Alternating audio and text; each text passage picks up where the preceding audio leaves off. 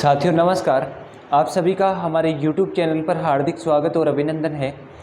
पिछली क्लास में अपन इकोनॉमिक्स की जो उद्योग और सेवा क्षेत्र थे उसके बारे में बात कर रहे थे। आज की इस क्लास में अपन सेकंड पार्ट लेके आए और सेकंड पार्ट में अब आपको पिछली जो क्लास थी मुझे लगा होगा कि आपके लिए बेहद लाभदायक रही होगी, यानी कि आपने उसमें से पढ़ा, कुछ चीज़ें आपको नई सीखने के लिए मिली होंगी। आज की इस क्लास में मैंने इकोनॉमिक सर्वे से भी कुछ पॉइंट जो है महत्वपूर्ण पॉइंट मैंने इसमें से उठाए हैं। तो देखिए सब लोग आप बने रहिएगा। अगर आपको हमारे वीडियो पसंद आए तो चैनल को लाइक शेयर एंड सब्सक्राइब भी करते रहिएगा। चलिए बिना टाइम वेस्ट किए वीडियो की शुरुआत करते हैं। और आज का अपना जो टॉपिक है वही टॉपिक है सेम, आर्थिक समीक्षा। देखना, आर्थिक समीक्षा कृषि 2022-23 कृषि सेवा एवं उद्योग क्षेत्र। इससे रिलेटेड अपन कुछ महत्वपूर्ण डाटा फैक्ट के रूप में है उनको भी देखेंगे। उसके बाद में उनसे रिलेटेड क्वेश्चन होंगे उनको भी अपन यहाँ पे सोल्व करेंगे। तो चलिएगा, देखो सबसे पहले आपकी स्लाइड पे आपके सामने यहाँ पर एक स्लाइड दिख रही है। इसको पहले अच्छे से ध्यान से देखिएगा कि इसमें है क्या। मैंने आपके सामने ये स्लाइड क्यों लगाई, देखो अगर अपन लोग यहाँ पे बात करें और यहाँ पे इकोनॉमिक सर्वे जो अभी आया था 2022-23 का, उसके अकॉर्डिंग बात करते हैं तो देखो सबसे पहले अपने सामने क्या लिखा हुआ है कि उद्योग क्षेत्र जीडीपी, उद्योग क्षेत्र का जीडीपी में जो योगदान है वो कितना है। यहाँ पे मैंने प्रचलित और स्थिर कीमतों के बारे में कल बात कर ली थी आपके सामने। अब देखो जीडीपी का मतलब मैंने कहा ग्रॉस डोमेस्टिक प्रोडक्ट, यानी सकल घरेलू उत्पाद। क्या हुआ? सकल घरेलू उत्पाद। इसका योगदान स्थिर कीमतों पर अगर अपन लोग चर्चा करें तो वो कितना है? 2.04 लाख करोड़ रुपए है। और प्रचलित कीमतों पर इसका योगदान कितना है? 3.58 लाख करोड़ रुपए है, यानी कि 3.58 लाख करोड़ रुपए तो किस पर है? प्रचलित कीमतों पर योगदान है। किसका? उद्योग क्षेत्र का। उद्योग क्षेत्र का सकल घरेलू उत्पाद में योगदान कितना है? स्थिर कीमतों पर तो 2.4 लाख करोड़ रुपए और प्रचलित कीमतों पर कितना है? 3.58 लाख करोड़ रुपए है। फिर उसके बाद में अपन चर्चा करें कि उद्योग क्षेत्र GSVA बोले तो gross state value addition, gross state value addition, सकल राज्य मूल्यवर्धन। क्या होता है इसका मतलब? सकल राज्य, आप लोग लिख भी सकते हो इन डाटा को, सकल राज्य मूल्यवर्धन। और सकल राज्य मूल्यवर्धन जो था वो स्थिर कीमतों पर कितना परसेंट था? 27.76% था। और प्रचलित कीमतों पर कितना था? 27.31% था। देखो आपके सामने यहाँ पे क्या लिखा है कि उद्योग क्षेत्र में जीडीपी जो है सकल घरेलू उत्पाद में इसका योगदान स्थिर कीमतों पर चर्चा करें तो वो कितना है? 2.04 लाख करोड़ है। अगर प्रचलित कीमतों पर बात करें तो वो कितना है? 3.58 लाख करोड़ है। उद्योग क्षेत्र का सकल राज्य मूल्यवर्धन जो है वो स्थिर कीमतों पर 27.76 है। और अगर अपन बात करें प्रचलित कीमतों पर तो वो कितना है? 27.31% है। बात समझ में आई होगी। फिर उसके बाद में देखो CAGR वृद्धि, यानी कि जो पहले की वर्षों की तुलना में वर्तमान के वर्षों में कितने % की वृद्धि हुई है। कब से बात कर रहे हैं? आधार वर्ष मानकर 2011-12 से 22-23 के बीच वार्षिक वृद्धि, 22-23 के बीच, 2011-12 से 22-23 के बीच में जो इसकी एनुअल जो ग्रोथ है, वार्षिक वृद्धि है, वो कितनी रही? देखो स्थिर कीमतों पर तो वृद्धि कितनी थी? 3.71% थी। और प्रचलित कीमतों पर इसकी जो वृद्धि है वो कितनी है?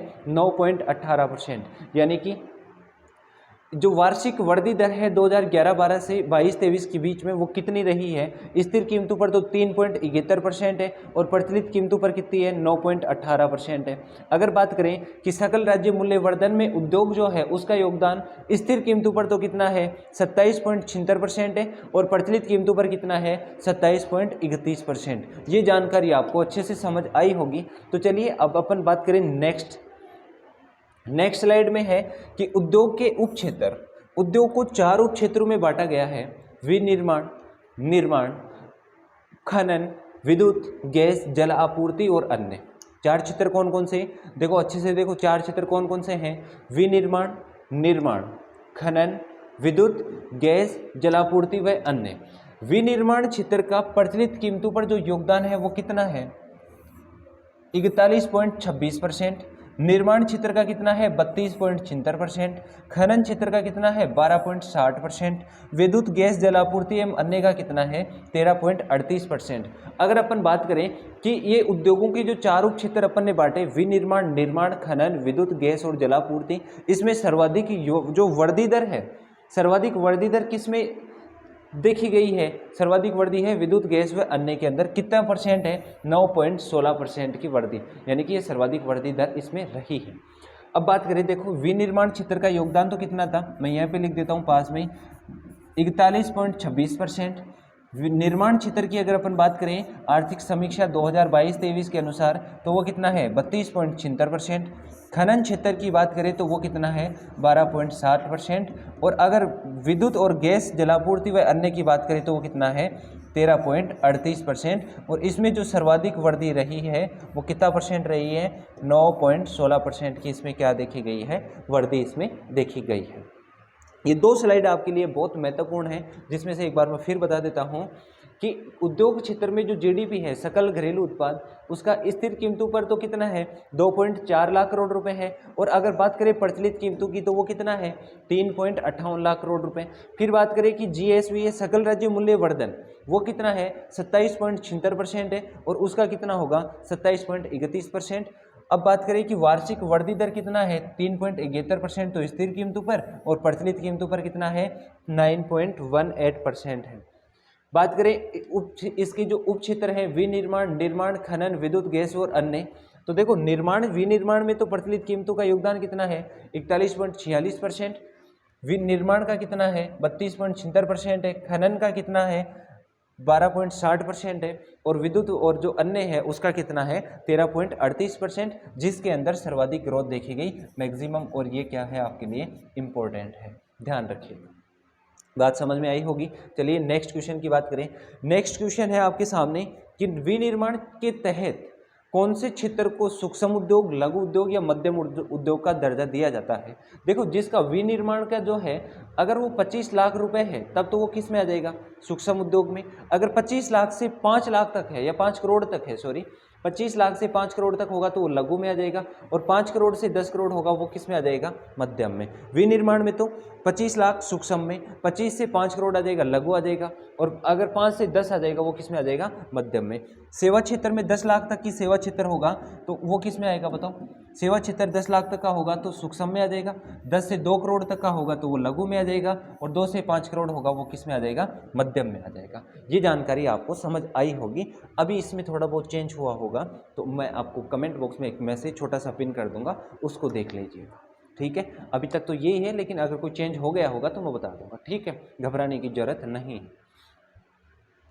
सबसे पहला क्वेश्चन आपके सामने स्लाइड पर इस प्रकार से है कि कोई क्रांति के बारे में नाम लिखा हुआ है और उस क्रांति का जो रिलेशन है वो किससे संबंधित क्रांति है। आपके सामने 5 है स्टेटमेंट लिखे हुए हैं, इसको अच्छे से पढ़ो और इसका आंसर बताओ। कल भी मैंने ऐसा एक क्वेश्चन आपके सामने करवाया था। ये सहसो जो लिखा हुआ है इसकी जगह पे सरसों है, सहसो नहीं है, ये सरसों, सरसों। अब बताओ इसका आंसर। पीली क्रांति तिलहन और सरसों से संबंधित है, परिणामी क्रांति भिंडी से संबंधित है, श्वेत रेशा क्रांति कपास से, सेफ्रॉन क्रांति केसर से, सुनहरी क्रांति जूट से। 5 ऑप्शन आपके सामने लिखे हैं, उपरोक्त में से या निम्न में से कौन से कथन सत्य हैं। देखो पीली क्रांति का जो संबंध है वो किससे संबंधित है? तिलहन और सरसों से, बिल्कुल सही है। परिणामी क्रांति किससे संबंधित है? भिंडी से संबंधित है, ये भी सही है। श्वेत रेशा क्रांति किससे संबंधित है? कपास से संबंधित है, ये भी बिल्कुल सही है। सेफ्रॉन क्रांति किससे संबंधित है? केसर से संबंधित है। सुनहरी क्रांति जूट से संबंधित नहीं है, ये किससे संबंधित है? बागवानी से संबंधित है। किससे संबंधित है? बागवानी से संबंधित है। तो देखो इसमें 1 2 3 और 4 से ही हो जाएंगे, तो कौन सा है? 1 2 3 4 कहीं दिख रहा है क्या? ये 5 है इसमें, ये मतलब ऑप्शन नंबर डी इस क्वेश्चन का क्या हो जाएगा? राइट आंसर हो जाएगा। फिर देखो नेक्स्ट क्वेश्चन, देखो अच्छे से पढ़ो फिर इसका आंसर करो क्या आएगा। अच्छे से पढ़ो फिर आंसर करो कि क्या आंसर आएगा। फिर चलते हैं आगे नेक्स्ट स्लाइड पे।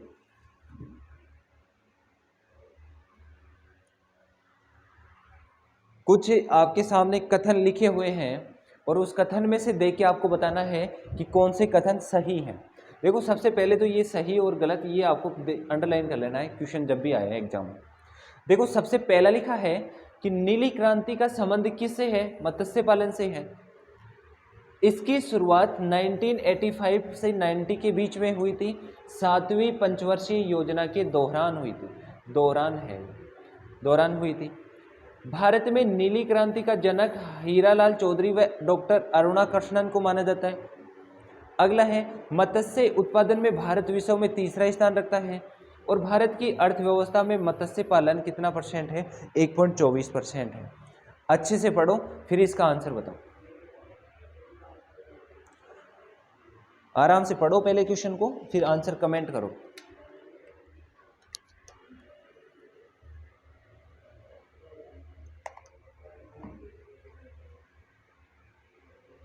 सुनना, देखो 4 स्टेटमेंट लिखे थे, सत्य कथन आपको बताना था और मुझे उम्मीद है कि आपको ये जो जानकारी है वो समझ में आ रही होगी। देखो क्वेश्चन मैंने ऐसे नहीं बनाया कि मैं आ गया क्वेश्चन करवा के चला गया, सारे स्टेटमेंट जो है वो आपके लिए इंपॉर्टेंट हैं।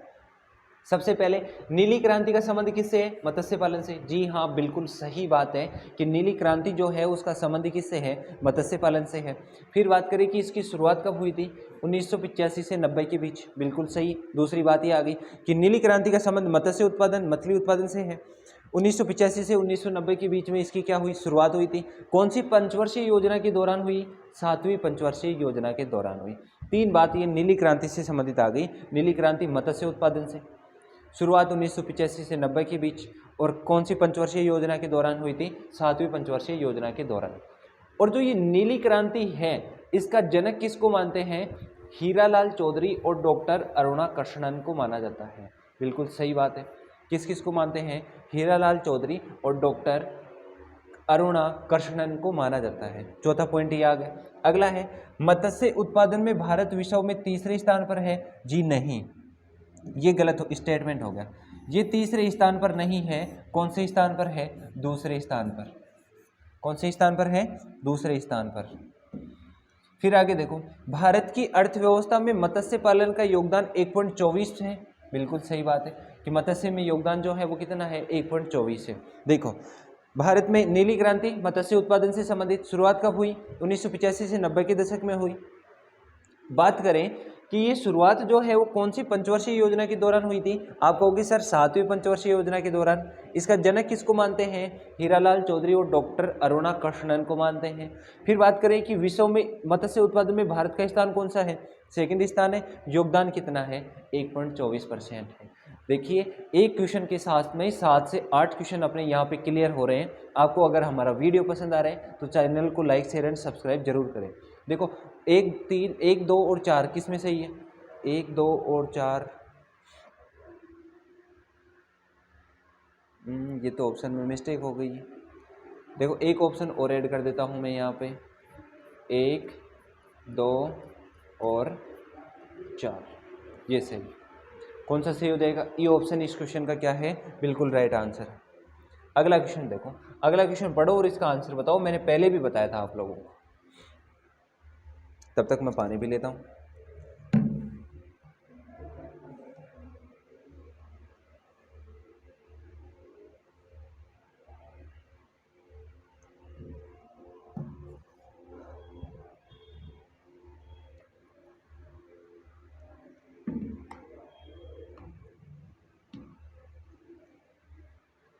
बताओ, देखें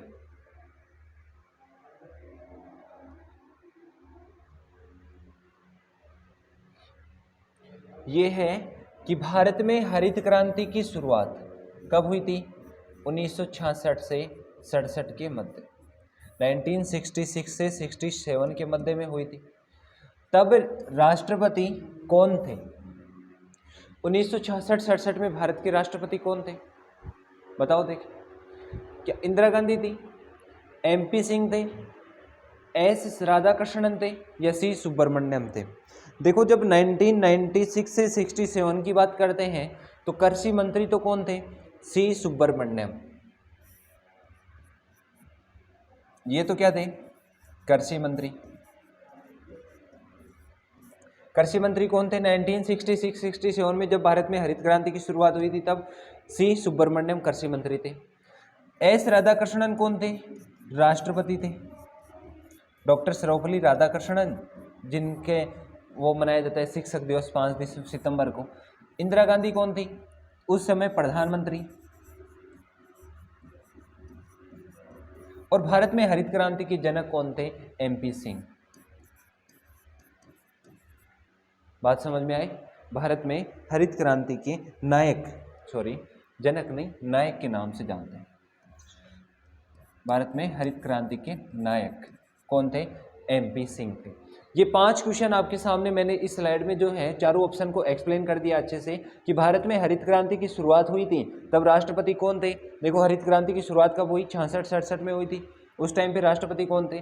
डॉक्टर सर्वपल्ली राधाकृष्णन थे। इंदिरा गांधी उस टाइम पे प्रधानमंत्री थी। एमपी सिंह हरित क्रांति के नायक थे।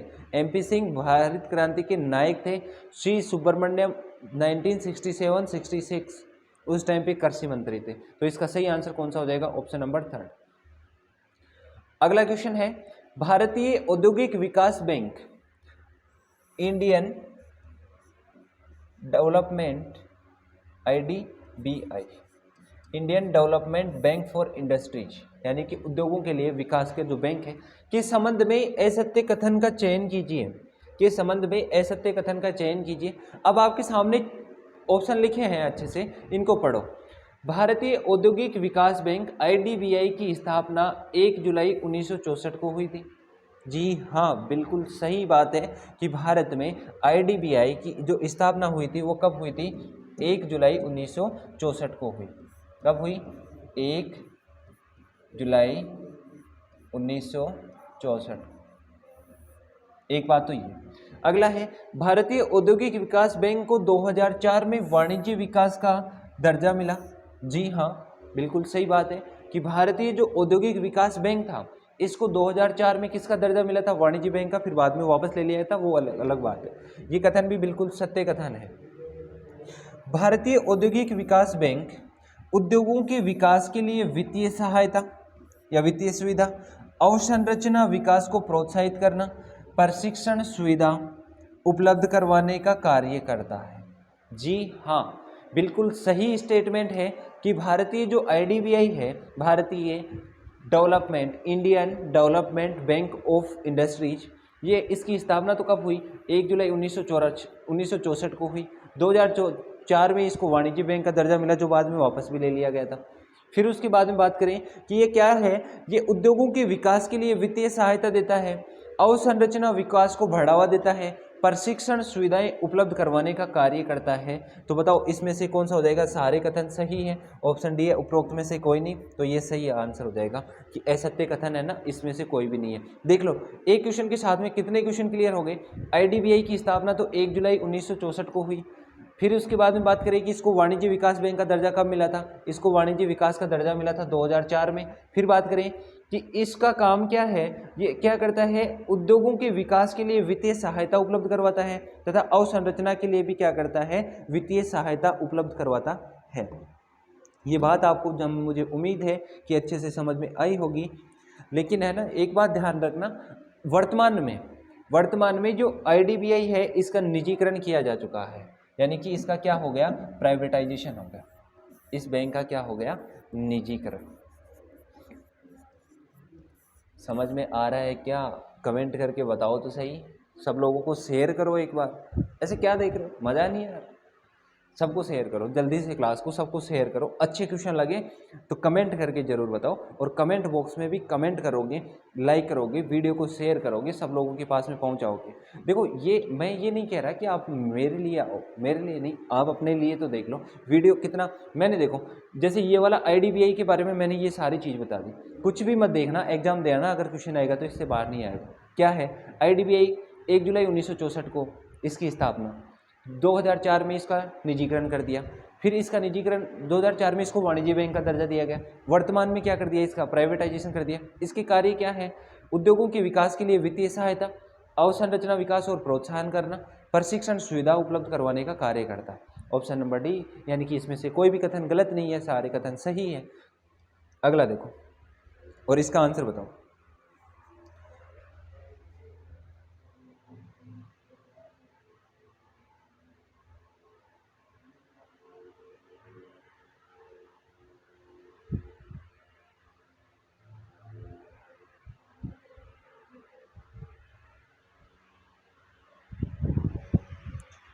इसका आंसर बताओ। पीएम गति शक्ति योजना का स्तंभ नहीं है। कमेंट करो आंसर क्या आएगा। सब लोग वीडियो को शेयर करते रहो यार, ऐसे क्या मजाक में ले रखे हो।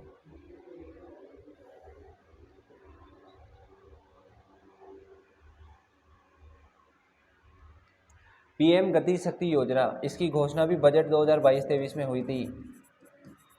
और इसके जो है वो टोटल कितने स्तंभ हैं? 7 स्तंभ हैं।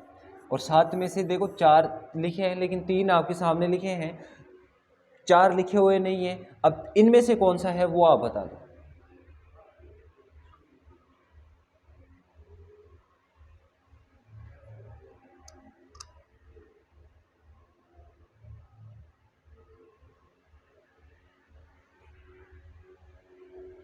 देखो मैं बता रहा हूँ, एक तो है सड़क, दूसरा है रेल मार्ग, सड़क मार्ग, रेल मार्ग, तीसरा है जल मार्ग, चौथा है वायु परिवहन, पांचवा है बंदरगाह, छठा है कोरियर सेवा या ट्रांसपोर्टर्स जो सेवाएं होती हैं, और सातवां जो है वो कौन सा है? सामाजिक परिवहन।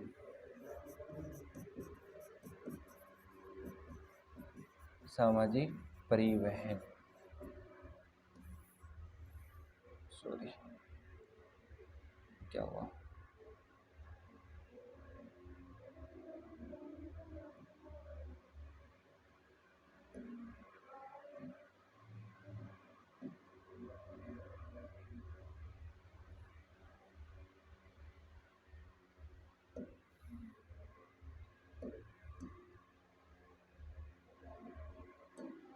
पता चले 7 कौन कौन से हैं। देखो ये पूछता है पीएम गति शक्ति योजना की घोषणा बजट 2022-23 में हुई थी। इसके 7 स्तंभ हैं। 7 स्तंभ कौन कौन से हैं? एक तो सड़क, दूसरा रेल, जलमार्ग, वायु परिवहन, बंदरगाह, कोरियर सेवा, सामाजिक परिवहन। ये 7 इसके स्तंभ हैं। तो बताओ इसमें से कौन सा नहीं है?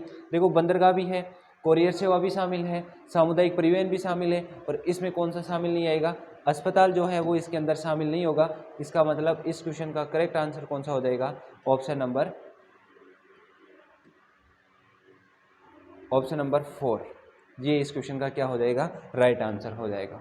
आई बात समझ में? अब बताओ नेक्स्ट क्वेश्चन, और नेक्स्ट क्वेश्चन का आंसर बताओ। स्टार्टअप इंडिया जो है इसकी शुरुआत कब हुई थी? 16 जनवरी 2016 से, 25 सितंबर 2014 से, 1 फरवरी 2019 से, 16 जनवरी 2016 से, 2015 से। बताओ देखिए स्टार्टअप इंडिया ये योजनाएं हैं, इसमें कुछ समझाने वाला टॉपिक नहीं है। आप लोग कमेंट करो, आंसर बताओ यार, ऐसे क्या?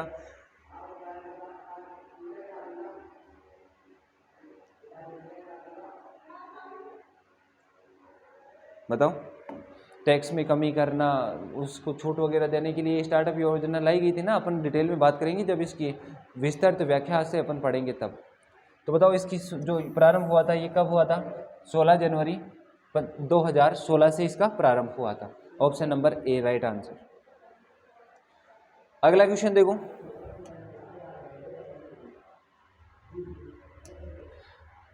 प्रधानमंत्री श्रम योगी मानधन योजना के संदर्भ में कौन सा कथन के संदर्भ में असत्य कथन का चयन कीजिए।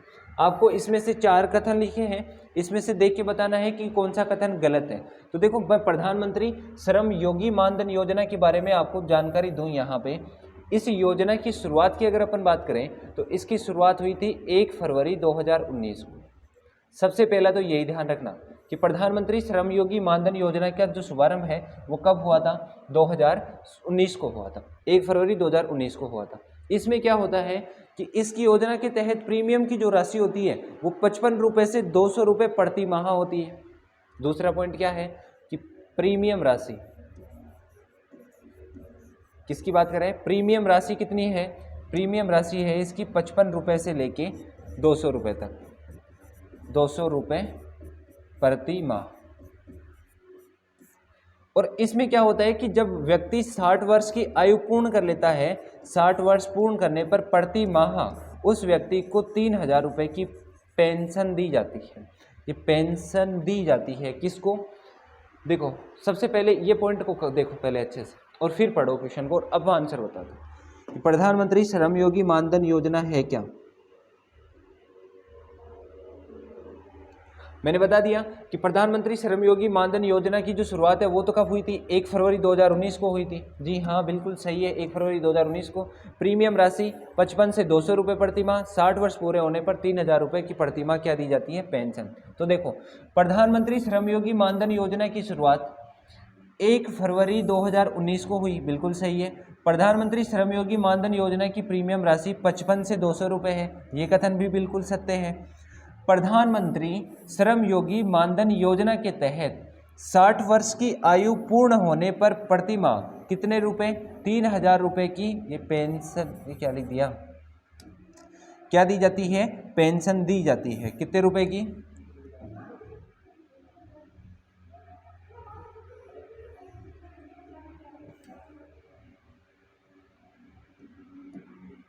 ये लिखना है यहाँ पे, पेंशन। पेंशन दी जाती है, प्रतिमाह कितने रुपए दिए जाते हैं?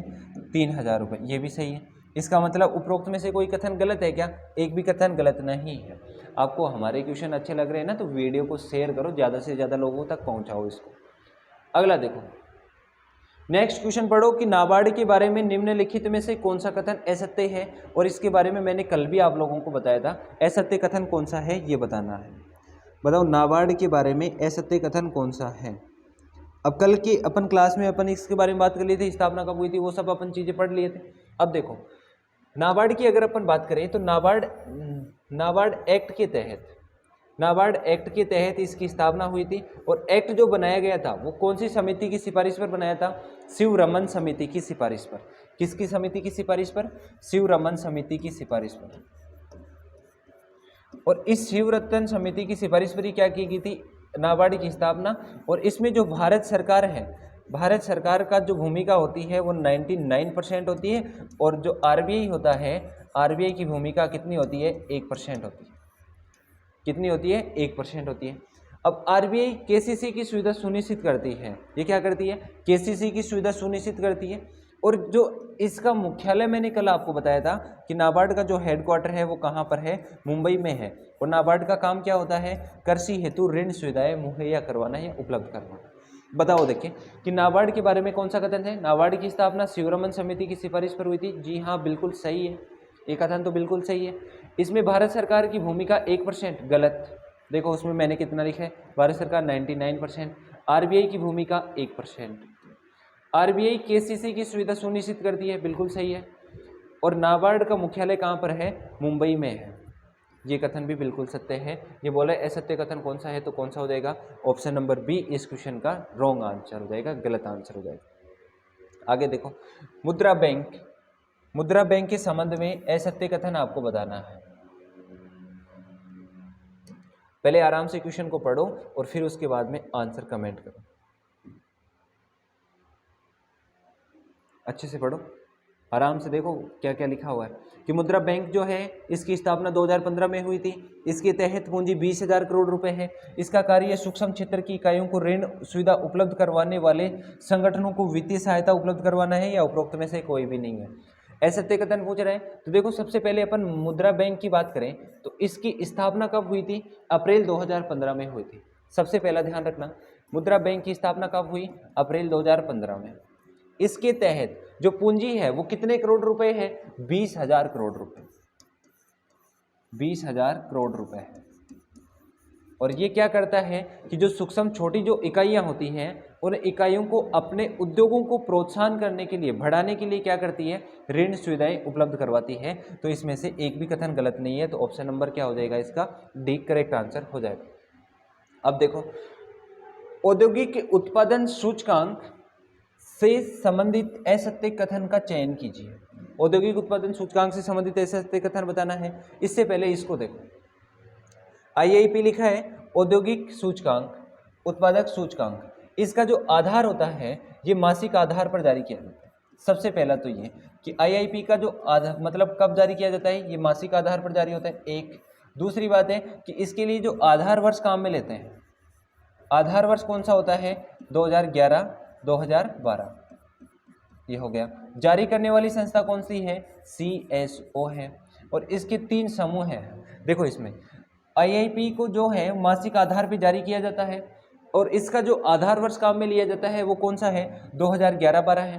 किसके द्वारा जारी किया जाता है, CSO, सेंट्रल स्टैटिक ऑफिस, केंद्रीय सांख्यिकी कार्यालय द्वारा। इसके 3 प्रमुख समूह के आधार पर इसको वर्गीकृत किया। अब इस 3 समूह कौन कौन से, जैसे देखो एक तो है विनिर्माण, एक है खनन, एक है विद्युत। विनिर्माण क्षेत्र का भारांश जो है वो कितना परसेंट है, आईआईपी में 77% है। खनन क्षेत्र का कितना है, 14% है। और विद्युत का कितना है, 8% है। यानी कि औद्योगिक उत्पादक सूचकांक को आधार जो है वो क्या क्या है, मासिक है। आधार वर्ष कितना है, 2011 से 12 है। CSO जो एक संस्था है, सेंट्रल स्टैटिक ऑफिस है, यानी कि केंद्रीय सांख्यिकी कार्यालय है, वो इसको जारी करता है। और इसके 3 उपसमूह हैं, कौन कौन से, विनिर्माण का भारांश तो 77% है, खनन का 14% है, विद्युत का 8% भारांश इसके अंदर आता है। अब बताओ इस क्वेश्चन का आंसर। देखो उत्पादक के संबंध में असत्य कथन बताना है कि एक तो आधार कौन सा है इसका जारी करने का, मासिक। इसका मतलब ये कथन बिल्कुल राइट है। इस संस्थान को या इस जो सूचकांक है इसको जारी कौन करता है, CSO करता है, ये भी सही है। औद्योगिक उत्पादक सूचकांक का आधार वर्ष 2011-12 है, ये भी बिल्कुल करेक्ट आंसर है। तो बताओ इसमें से कोई कथन गलत है क्या, उपरोक्त में से एक भी कथन है वो गलत नहीं है। देखो क्वेश्चन हमने इसी प्रकार से डिजाइन किए हैं कि सारे क्वेश्चन जो है उसकी डिटेल से अपन व्याख्या कर सके। ये हो गया। अब देखो 2021-22 में कुल निर्यात 72,000 करोड़ रुपए का शीर्ष 5 वस्तुएं थी। 2021-22 में, ये 21-22 की बात कर रहे हैं ना, छोड़ देना इसको, रहने दो। वे प्रावधान, आगे देखो, वे प्रावधान जो नई औद्योगिक नीति 1991 में सम्मिलित हैं। औद्योगिक नीति 1991 की बात कर रहा है। अब इसमें कौन कौन से सम्मिलित हैं वो आपको बताना है। अब आप अच्छे से पढ़ो पहले इस क्वेश्चन को। क्या बोल रहे हैं कि विदेशी निर्यात को प्रोत्साहित किया गया, एकाधिकार प्रतिबंधी तथा व्यापार व्यवहार अधिनियम 1969 को समाप्त कर दिया गया, लाइसेंस की आवश्यकता वाले उद्योगों की संख्या 5 कर दी, यानी कि 5 वे उद्योग बना दिए जिनको लाइसेंस जरूरी है, जैसे ये सिगरेट है, गुटखा है, पान मसाला वगैरह, ये है इस तरीके से। तो देखो पहला क्या हो जाएगा, विदेशी नीति को प्रोत्साहन किया, बिल्कुल सही बात है। एकाधिकार प्रतिबंधी तथा व्यापार व्यवहार अधिनियम 1969 को समाप्त कर दिया, बिल्कुल करेक्ट है। लाइसेंस की आवश्यकता को समाप्त कर लाइसेंस की आवश्यकता वाले उद्योगों की संख्या कितनी कर दी, 5। तो सही कौन सा हो जाएगा, 1, 2 और 3। ऑप्शन नंबर बी इस क्वेश्चन का क्या हो जाएगा, रॉन्ग आंसर, राइट आंसर हो जाएगा। आई बात समझ में। चलिए अगला क्वेश्चन नंबर 14, राष्ट्रीय निवेश तथा अवसंरचना क्षेत्र में सम्मिलित नहीं है। राष्ट्रीय निवेश तथा अवसंरचना क्षेत्र में 4 स्थान दे रखे हैं, इनमें से कौन सा सम्मिलित नहीं है, यह आपको बताना है। प्रकाशम आंध्र प्रदेश, संगारेड्डी तेलंगाना, कलिंगनगर ओडिशा, चेन्नई तमिलनाडु। तो बताओ कौन सा सम्मिलित नहीं है।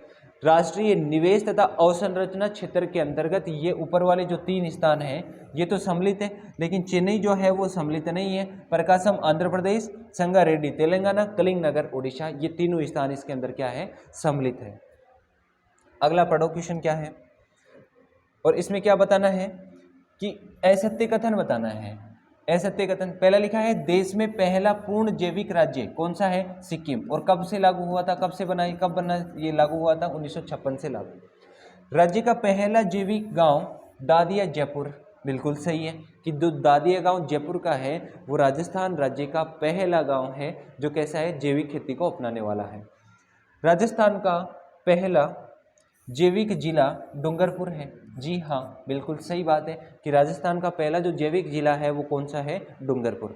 अब ये देखो बजट 2019-20 में टोंक, सिरोही, डूंगरपुर तथा बांसवाड़ा में जीरो बजट नेचुरल फार्मिंग को अपनाया गया। जी नहीं, इसमें सिर्फ 3 स्थान थे, टोंक, सिरोही, डूंगरपुर, बांसवाड़ा इसमें सम्मिलित नहीं था। तो इसमें असत्य कथन कौन सा हो जाएगा, ऑप्शन नंबर डी। देखो देश का पहला पूर्ण जैविक राज्य तो कौन सा हो गया, सिक्किम 1956 से। राज्य का पहला गांव कौन सा हो गया? दादिया जयपुर हो गया। और राज्य का पहला जैविक जिला कौन सा हो गया? डूंगरपुर।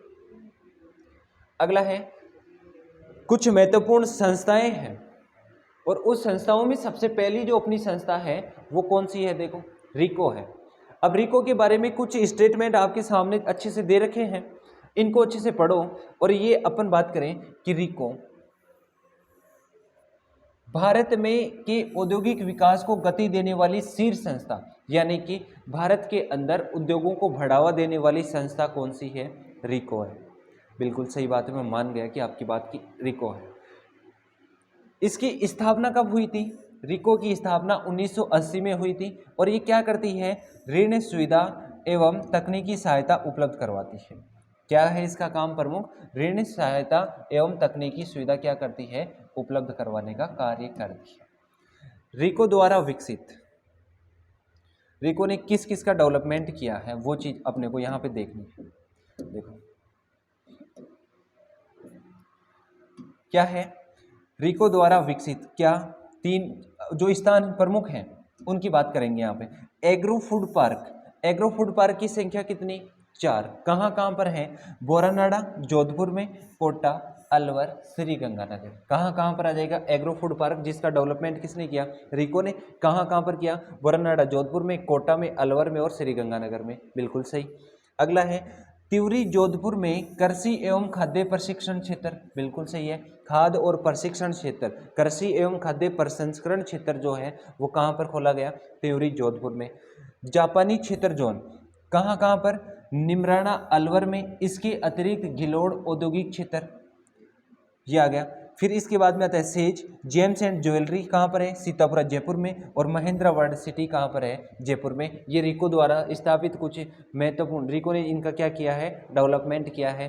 देखो ये क्वेश्चन आता है कि रिको क्या है? राजस्थान में उद्योगों के विकास को बढ़ावा देने वाली शीर्ष संस्था कौन सी है? रिको है। जिसकी स्थापना कब हुई थी? 1980 के दशक में हुई थी या 1980 में हुई थी। क्या काम करती है? ऋण सुविधा व तकनीकी सहायता उपलब्ध करवाती है। और इसने एग्रो फूड पार्क की स्थापना कर रखी है 4 जगह पर। कहाँ कहाँ पर? बोरानाड़ा जोधपुर में, कोटा में, अलवर में, श्री गंगानगर में। फिर उसके बाद में इसने तिवरी जोधपुर के अंदर कृषि और खाद्य प्रसंस्करण जो केंद्र है वो खोलने की घोषणा की थी।